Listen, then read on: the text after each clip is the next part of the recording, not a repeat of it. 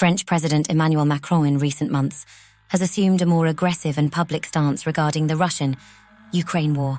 Though France is a supporter of Ukraine and provided some assistance against the Russian invasion, it was uncharacteristically absent on the world stage regarding Ukraine.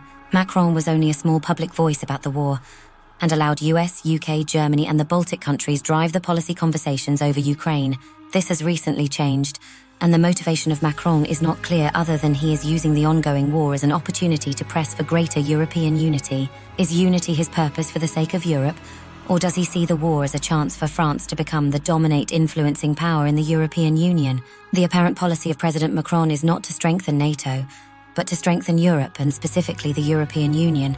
This is not to be mistaken that European Union countries to leave NATO, but that the EU has a military and a presence that is of equal stature on the world stage as its economic superpower status. This has long been advocated by France even before Macron was president, and was once a proposal that was embraced by previous German governments and vehemently opposed by the UK. There are several factors that make this the right time for France to press its proposals. France has traditionally had a suspicious view over the US presence and leadership in NATO. The US is the most powerful member of NATO, and that means that it is also the most powerful nation in Europe, though it is not a European country. This suspicious view of the US by France dates all the way back to President Charles de Gaulle. De Gaulle partially withdrew France from NATO in 1966, with the belief in his personal drive and France being armed with nuclear weapons that he could meet the US in international politics on equal terms. France has 290 operational warheads that are aboard submarines or on French-based nuclear-capable cruise missiles. The French nuclear weapons component is independent of the NATO command structure, even when it re-entered NATO as a full member in 2009. Successive French presidents since de Gaulle have all stated that French nuclear weapons are to serve the French vital interest and would not be used for collective security. The vital interest clause has been purposefully ambiguous, and the ambiguity is a proper policy for the use of nuclear deterrence. President Macron has not clarified the full meaning of French vital interests, but has added in 2020 that France's vital interest does have a European dimension. Macron needed to re-clarify his position in 2022 by stating that a nuclear attack in Ukraine, which is part of Europe, would not mean that France would respond with a nuclear attack of its own. This week, President Macron seems to have changed his position again, that he would like to open a discussion with European leaders that of using French nuclear weapons as part of a credible European defense against Russia, and thus French nuclear weapons can be used for collective defense and deterrence. He added that France would retain control of French nuclear weapons, but that they could contribute to European defense. Macron indicates that he is willing to station French nuclear weapons outside of France, including in countries that had or currently host US nuclear weapons. Macron has increased his rhetoric against Russian President Vladimir Putin and the Russian threats of using nuclear weapons against the West due to their ongoing support of Ukraine. Macron recently responded that France has nuclear weapons as well, and it is ready to use them. Now Macron is openly discussing another initiative to use French nuclear weapons to make the EU a nuclear power, as well as adding long-range missile capabilities and missile defense. Macron is apparently taking advantage of two factors to increase the status of France in the EU. France is the only nuclear power in the EU since the United Kingdom left the EU.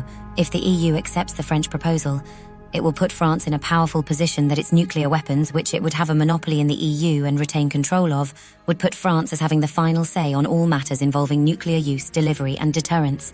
The second factor is the European concern that the US will leave NATO, and this would give France the opportunity within Europe to fill the vacuum of the loss of American military power.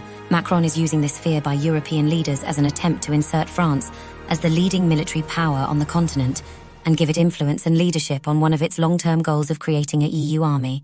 The French proposal does have merit because deployment and doctrine around nuclear weapons does create a deterrence effect, as was experienced in the Cold War.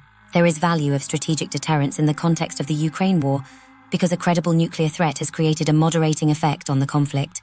If France and the EU agree to allow French nuclear weapons to serve as a European nuclear deterrent, this would mean that Russia would have to consider escalating the war in Ukraine, or against NATO, would mean confronting a nuclear-armed peer adversary. The Cold War logic of the balance of terror using nuclear weapons would again become a reality and could serve as a moderating influence as the doctrine of mutually assured destruction. Also, the French proposal is a European Union one and would be independent of NATO and the US, so it is a deterrent that is not conditioned on NATO Article 5 requirements.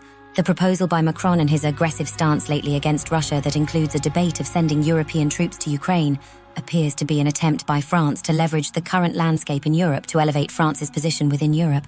The UK no longer in the EU means that France has the monopoly on nuclear weapons. The French decision to maintain its military and defence industry at credible levels and a relative energy independence in combination with its economic strength places it in a position that is hard to rival in Europe. Germany has a bigger economy, but in just about every other factor, France is in a better position to dictate military matters. However, it would have to do so before the superior military potential of Germany can become a reality. Brexit, the Ukraine war, France's EU nuclear monopoly and the European panic over the idea of a Donald Trump presidency has given France a unique opportunity to start initiatives that would improve the stature of France. France would be able to use its nuclear deterrence in the EU, along with EU economic strength to meet de Gaulle's goal of being on equal terms with the US and Russia. It would be able to leverage its position to reshape the EU with an armed force that is commensurate with its economic power, and do so under the influence of French leadership. This is not to mean that Macron's proposal is some grand scheme of French domination, but the opportunities in that has long been the desire of promoting Gallic policies and using the potential power of the EU to get there.